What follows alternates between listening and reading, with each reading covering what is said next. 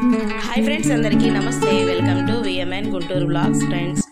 Friends వీడియోలోకి వెళ్ళే ముందు నా వీడియోస్ కనుక మీకు నచ్చినట్లయితే నా వీడియోకి వచ్చిన లైక్ ఇవ్వండి. కొత్త వాళ్ళు చూస్తుంటే సబ్స్క్రైబ్ చేయండి, షేర్ చేయండి ఫ్రెండ్స్ ఓకేనా. ఈరోజు రెసిపీ ఏంటంటే కనుక మీరు లంచ్కైనా, డిన్నర్కైనా, బ్రేక్ఫాస్ట్కైనా, దేనికైనా కానీ ఇది మీరు ప్రిపేర్ చేసుకోవచ్చండి. టేస్ట్ అయితే మాత్రం చాలా బాగుంటుంది. పిల్లలకి ఆరోగ్యానికి మంచిది. ఇప్పుడు మనం ఇందులో వాడేది పెసరపప్పు అండి, రవ్వ పెసరపప్పు వాడతాము. ఈ పెసరపప్పులో ప్రోటీన్ ఉంటుంది కాబట్టి, అలాగే మనం దీనికి కాంబినేషన్ పల్లీ చట్నీ ఇస్తున్నాము. టేస్ట్ అయితే మాత్రం చాలా బాగుంటుంది. తప్పకుండా ట్రై చేయండి. ఆరోగ్యానికి కూడా చాలా అంటే చాలా మంచిది. ఎప్పుడు కూడా ఒకే రకంగా తినకుండా అప్పుడప్పుడు మనం ఇట్లా ట్రై చేయొచ్చండి. ఇది రవ్వ కట్టి పొంగల్ అంటారు. దీన్ని మనం గోధుమ రవ్వతో కూడా చేసుకోవచ్చు, అలాగే బొంబాయి రవ్వతో చేసుకోవచ్చు. ఫస్ట్ అయితే నేను దానికి సంబంధించి పప్పు అనేది ఉడకబెట్టుకుంటున్నాను. మీరు పెసరపప్పు చక్కగా ఉడికించి దాన్ని ఫ్రై చేసి నీళ్లు పోసి మిరియాలు అలాగే పచ్చిమిర్చి వేసి కొంచెం పసుపు వేసి ఉడకబెట్టుకోవాలి. ఇది వచ్చేసరికి పల్లీ చట్నీ చేస్తున్నానండి. పల్లీలు, పచ్చిమిర్చి, అల్లం ముక్క వేసి కొంచెం ఫ్రై అయిన తర్వాత అప్పుడు కొంచెం ఆయిల్ వేసి మళ్ళీ కొంచెం సేపు ఫ్రై చేసుకున్న తర్వాత దీంట్లో పుట్నాలు కూడా యాడ్ చేసుకోవాలి. మీకు కావాలంటే చింతపండు కానీ, జీలకర్ర అవి కూడా యాడ్ చేయండి. కొంతమంది యాడ్ చేస్తారు, కొంతమంది యాడ్ చేయరు. మాకైతే పులుపు వేస్తే ఇష్టం ఉండదు కాబట్టి మేము ఇలాగే చేసుకుంటాము అంతే. ఇప్పుడు అది ఫ్రై అయిపోయినాయండి, పక్కన పెట్టేసుకొని ఇప్పుడు నేను ఉప్మాకి ప్రిపేర్ చేసుకున్నా. ఒక పక్కన నాకు పప్పు కూడా రెడీ అయిపోయింది. ఇప్పుడు ఏంటంటే పప్పు ఉడికిపోయిన తర్వాత పక్కన పెట్టేసుకొని, ఇదేంటంటే పప్పు ఉడికినాక పెట్టేసుకోండి. మళ్ళీ పప్పు గట్టిపడిపోయిద్ది ఎక్కువసేపు కనుక మీరు ఉడికిన తర్వాత ఉంచితే. అప్పుడు వేడివేడిగానే ఉండాలి. అది కూడా ఈ ఉప్మా కూడా వేడిగానే ఉండాలి.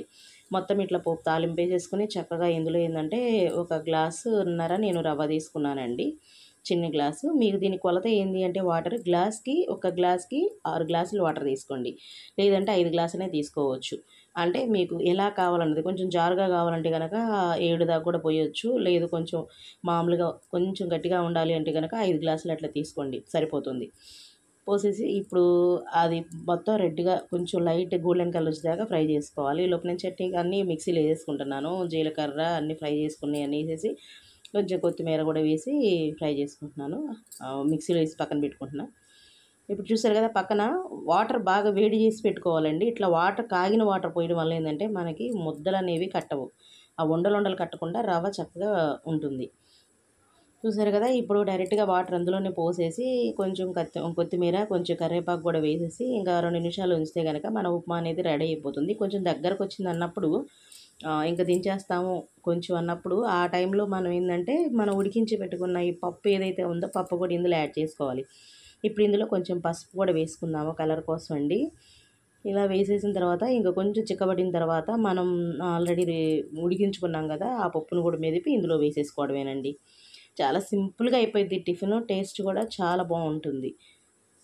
చూసారు కదా, ఇప్పుడు మొత్తం మెదిపేసుకొని ఇంకా అది కూడా ఇందులో యాడ్ చేసేసి చూడండి, ఇట్లా తిక్కుగా వచ్చినప్పుడు మనం పప్పు అనేది యాడ్ చేసుకోవాలి. అంతే ఫ్రెండ్స్, చక్కగా వేసి మొత్తాన్ని ఒకసారి కలిసేలాగా మిక్స్ చేసుకోండి. మిక్స్ చేసుకున్న తర్వాత ఇది కూడా వేసిన తర్వాత కొంచెం సేపు మగ్గనివ్వండి. ఈ పప్పుతో అదంతా ఉడికిపోవాలి. ఆ వాటర్ అనేది కొంచెం దగ్గర పడాలి. కాకపోతే ఈ పప్పు వేసినాక మీరు జాగ్రత్తగా ఉండాలి, ఎందుకంటే తిప్పకపోతే కనుక అడుగంటిద్ది. పప్పు వేసిన తర్వాత సిమ్లో పెట్టి అప్పుడు మీరు మొత్తం మిక్స్ చేసుకోండి, అప్పుడు మీకు అడుగంటకుండా ఉంటుంది. ఇప్పుడు మిక్సీ చేసుకుందాం చట్నీ కూడాను. దీంట్లోకి మీరు పల్లీల చట్నీ అయినా చేసుకోవచ్చు, లేదు అంటే టమాటా చట్నీ అయినా చేసుకోవచ్చు. రెండిట్లో ఏదైనా బాగానే ఉంటుందండి. ఒక్కొక్కరు ఇలా పల్లీలతో ఇష్టపడతారు, ఒక్కొక్కళ్ళేమో టమాటా చట్నీతో ఇష్టపడతారు. ఇట్లా మీరు ఏదైనా చేసుకోవచ్చు. దీన్ని వచ్చేసరికి రవ్వ కట్టి పొంగల్ అంటారు కాబట్టి దీని కాంబినేషన్లో ఈ రెండిట్లో ఏదైనా చేసుకోవచ్చు. టేస్ట్ అయితే చాలా బాగుంటుంది. అంతే ఫ్రెండ్స్, వేడిగా మన రవ్వ కట్టె పొంగలి రెడీ అయిపోయింది.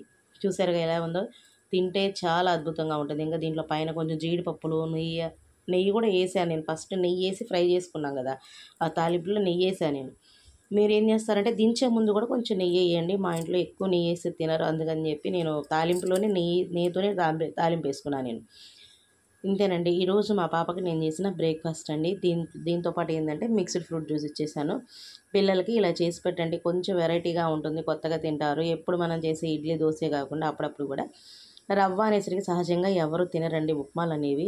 అలాంటప్పుడు గోధుమ రవ్వతో కూడా మీరు చక్కగా ఇలా చేసి పెట్టుకోవచ్చు. ఎర్ర రవ్వ, దొడ్డు రవ్వ అంటారు కదా, దాంతో కూడా మీరు ఇలా చేయొచ్చు. అంతే ఫ్రెండ్స్, మీకు ఈ వీడియో నచ్చింది అనుకుంటున్నాను. మరొక మంచి వీడియోతో మిమ్మల్ని కలుస్తాను. అప్పటిదాకా ఇలాగే నా వీడియోస్ చూస్తూ ఆదరిస్తారని కోరుకుంటున్నాను. ధన్యవాదాలు.